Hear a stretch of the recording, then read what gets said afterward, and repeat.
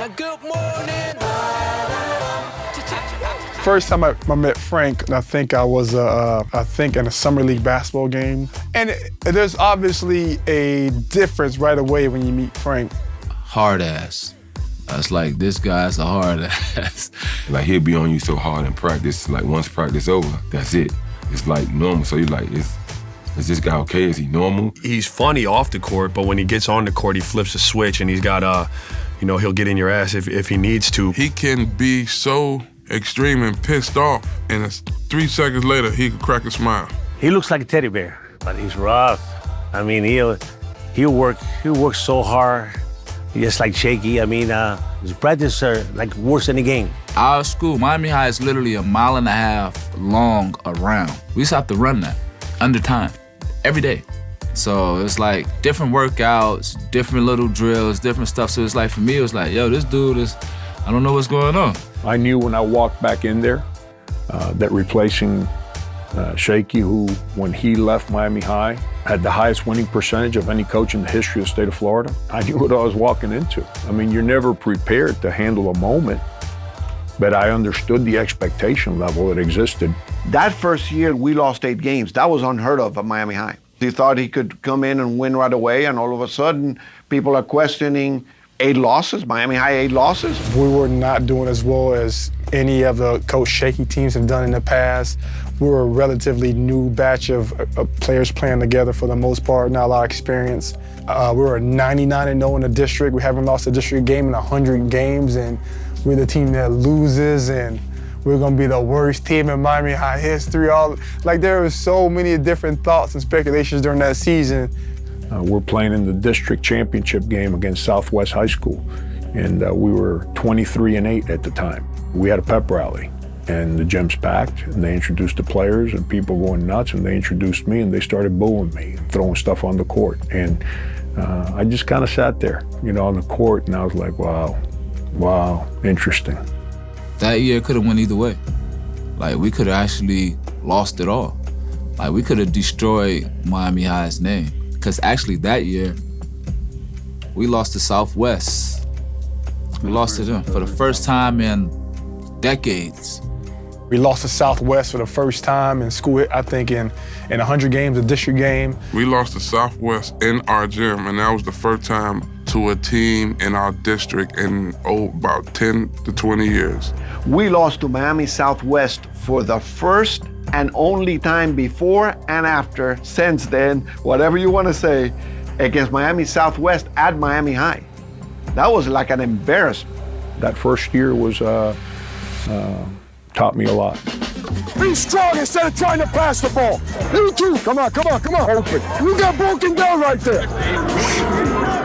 Getting used to Frank took the kids a while. Frank kind of reminded me like a Bobby Knight. Frank was a very, very hard-nosed coach. If you're not tough, you can't play for Frank. He'll eat you up. He'll eat you up, man. Defense just sucks right now. Just sucks. All we're doing is reaching in, gambling, and giving up wide-open layups. And then when we gamble, we foul, we put them on the line. God bless, play good, solid defense out there. Absolutely ridiculous. This damn team's got 20 points on us in the first quarter. All right, let's go blue, work hard. Let's go. Corner reverse. 1, 2, 3. It's a level of intensity. It's never taking a play off. Frank always tried to teach us, this will translate into real life. And it does.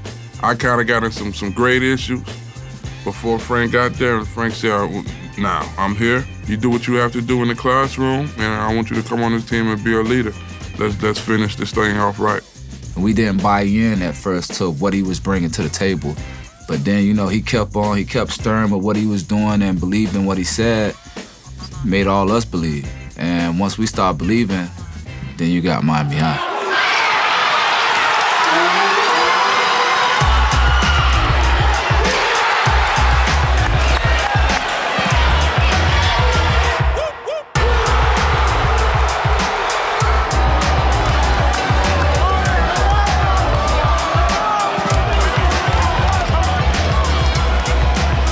Well, we went from everyone booing me, now we're getting ready to play in that first state championship game.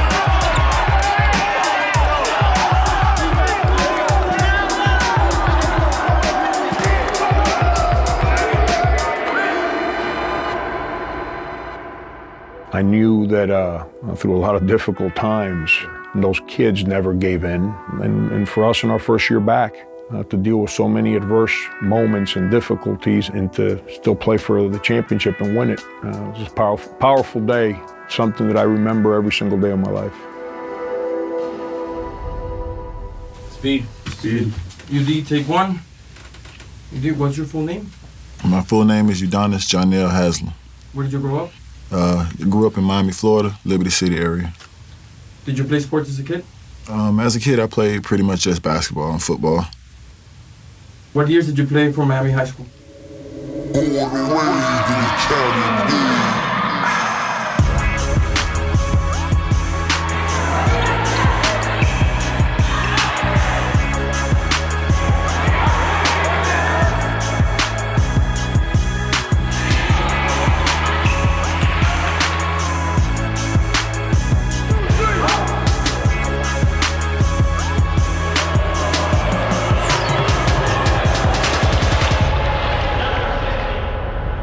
I kind of started as an outsider. Growing up in Miami, early on, my parents had a divorce situation, so I was moved to Jacksonville with my father.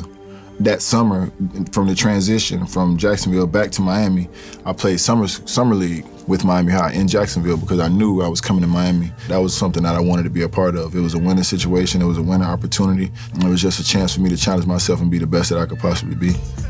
Udonis, at that time, he was like a big kid already, you know what I'm saying? He had the weight, the strength, and the muscles. Just like you throw him the ball inside, it's like he's either gonna get fouled or he's gonna make the basket. You gotta look at his height, his size. He was like a baby Shaq at the time. And then for him to move the way he was moving, soft touch with this jump shot, unique player. He had a nice soft touch, nice fadeaway. His post game was sweet back there. People don't even know. Those are the years that could probably impact you and kind of like mold a lot of things that you do in your life moving forward. So that was a very critical time for me, and it was the best time to be at Miami High. Udonis, isn't the competition tougher in Dade County than it might be at even the state level, anywhere else in the state? Yes, competition in Dade is much more physical, and people play harder because they always aim to shoot Miami High down. But of course, when you go to state, nobody wants to lose. Everybody's going to play hard. Coach, it stopped being about just winning a state championship at Miami High, huh? No, every year we go into the season with hopes of possible national championships. Probably the most influential, coach that I've had over my career of playing basketball. He's the first coach that ever challenged me and pushed me to another level, and probably one of the most loyal people that I've ever met. Would you be the same player you are today if it wasn't for Frank? No, I would have never challenged myself, and I would have never knew how to challenge myself because at that point I had never been challenged. UD told us that if it wasn't for you, he would not be neither the player nor the person he is today.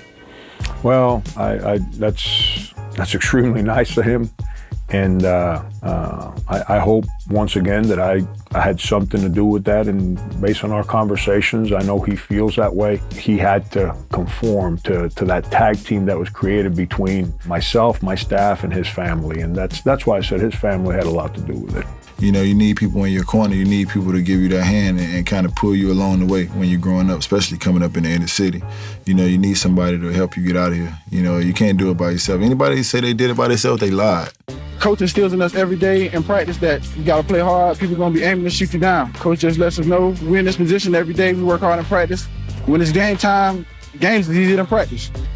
It doesn't matter if it's the GMAC or the tournament in Fort Myers or the tournament in Tennessee. Every time we line up, whether there's a trophy involved or not, it's very important for us. The 7 games that we had to play to win the state championship. Everybody coming in practice focused. I think we'll be able to win it again. Come in and work hard like we usually do. We should win the championship again. There's a lot of talent, a lot of good practices. We are all brothers. It's a brotherhood.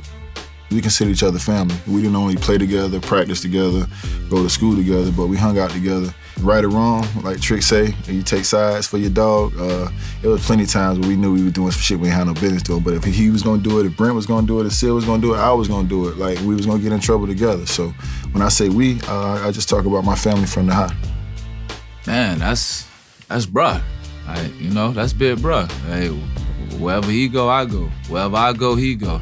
So it was like, on the court, off the court, it was the same thing. On the court, I got your back, you got mine. Off the court, I got your back, you got mine. So he used to stay at my house, I used to stay at his house. Nothing but love for him, and always will be. They were one of the best teams I'd ever played against, with Brent Wright and Silbrin and Udonis. Probably by far the biggest team we played against. And they were just dominant, you know, defensively, offensively. We always looked at him then as like, yo, he's a hell of a player. Like, he's a hell of a point guard. Like, one of the best point guards at that time in the States. Our South Motors Male Athlete of the Week is also from Killian High School, sophomore basketball player Stephen Blake.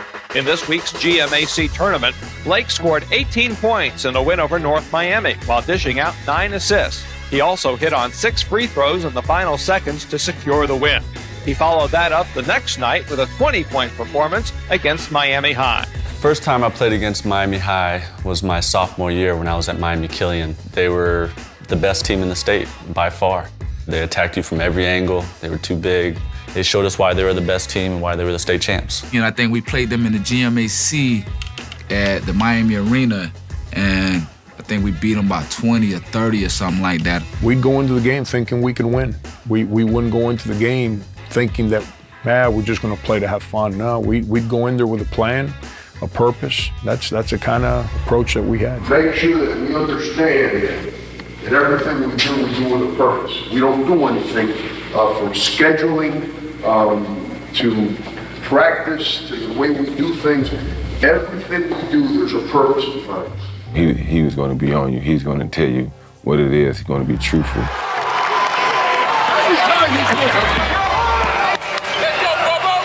You know what? He kind of worked and used the old school method of, if I can get all the players to be pissed off at me, at least they'll be together.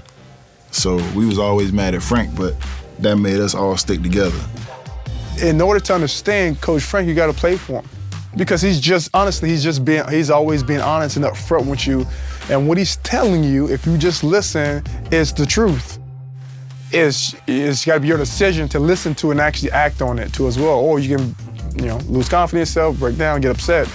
But he's going to push you like no other. He prepared us, man. Just his preparation is second to none. The way he prepped, there really ain't no secret to it.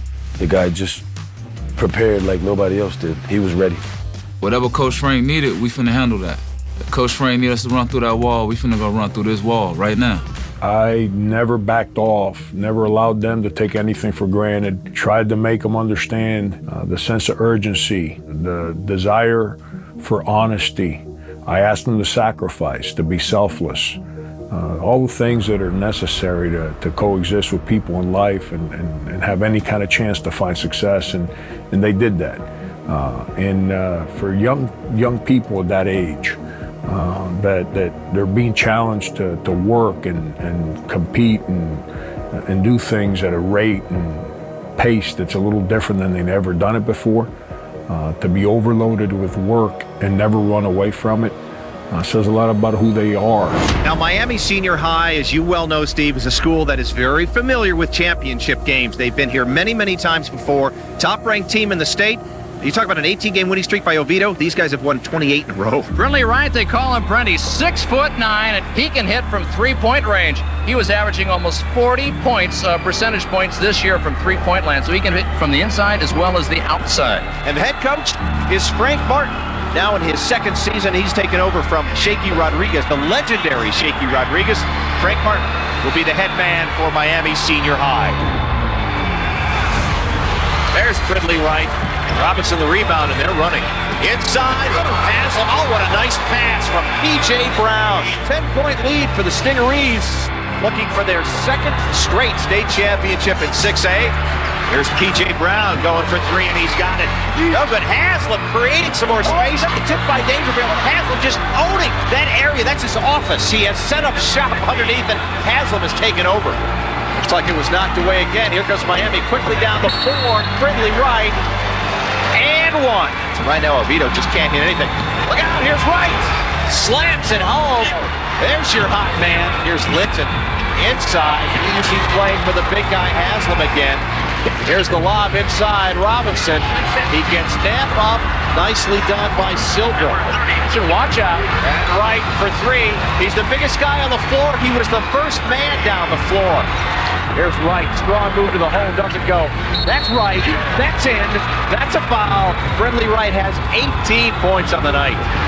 There's the big man, Haslam. He's got 16 points. They keep trying. There's Davia. He gets the final hoop, and that will do it. Miami Senior High Stingarees win the Class 6A Boys Championship in a convincing way. Final score 83-50 over Oviedo. Miami Senior High just about all season the #1 ranked team in the state of Florida, and they proved it tonight. I've never been around a group of greater kids that just fight to succeed. You know, they're unbelievable. They deserve it. Feel great, man. We've been working hard all year. That's what we've been waiting for. It's 1 week later, but the Miami High Stingarees are still basking in the glow of their 17th state basketball championship. You expect it to get old, but it doesn't. The excitement just builds, and it's beautiful. It's great for the kids. It's great for Miami High. That team was fabulous. You know, Brent is one of the best players to ever play at Miami High, and Udonis speaks for himself. So that team was fabulous.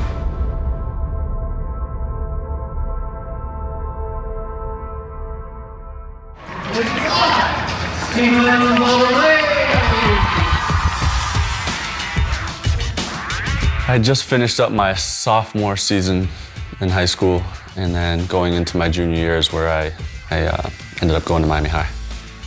You know, it was an amazing opportunity to play at a place like that with a group of kids and coaches that really took care of you. You take a guy from Killian that their team was decent. It wasn't all that and it wasn't that bad. He got us all the ball when we needed it, when we wanted it. It wasn't no complaints from none of us. Always made the right pass, always made the right decision. Yeah, he got to be one of the pretty toughest point guards to me. Those teams were really, really good. I never coached those kids, but we played against them. You know, I think the Udonis, Steve Blake, Marcus Barnes was on that team, Silbrin. That was like, everybody on that roster was like almost like a Division I player. Terrific team. And they had another guy, was it Latimer? Latimer. Yeah, that was as good a high school team as I've seen. I mean, we were so dominant from every position. To put the players that we had out on the court, no one was going to come in there and beat us. Our biggest rival was us. It was about what we brought to the game and what we brought to the table. If we came to play, it'd be a quick one. If we wanted to mess around, be lazy, and piss Frank off, we would probably still win by 20, but then we'd have practice after the game. You read the paper, you picked up the Miami Herald, you saw these guys as McDonald All-American style candidates. That was kind of the deflating moments for a lot of high schoolers when they had to go out and play Miami High, because it wasn't even a question if they were going to win. It was how bad they were going to lose. We got headlines in the Herald that year. Goldman only loses by 10 to Miami High. That's how good they were. Best in the country. I mean, top 10 in the country for about 10, 12 years. I mean, they would beat everybody locally and nationally. I believe that Miami High's success over the years breeded a sense of jealousy, of animosity towards us. With success, there's always envy, and there's folks that will question your goals. They'll question sometimes your morals. So there's always going to be naysayers when you see success and you see teams assembled of great talent. There's always going to be questions. We heard what people were saying. We heard the complaints. We heard the whining. You know, we heard all that. You know, I don't really want to say no names, but when you start playing against schools outside of the inner city, and people got a little more voice than the inner city schools, and that's when the letters start getting read to the higher powers, and we're going to go to the papers.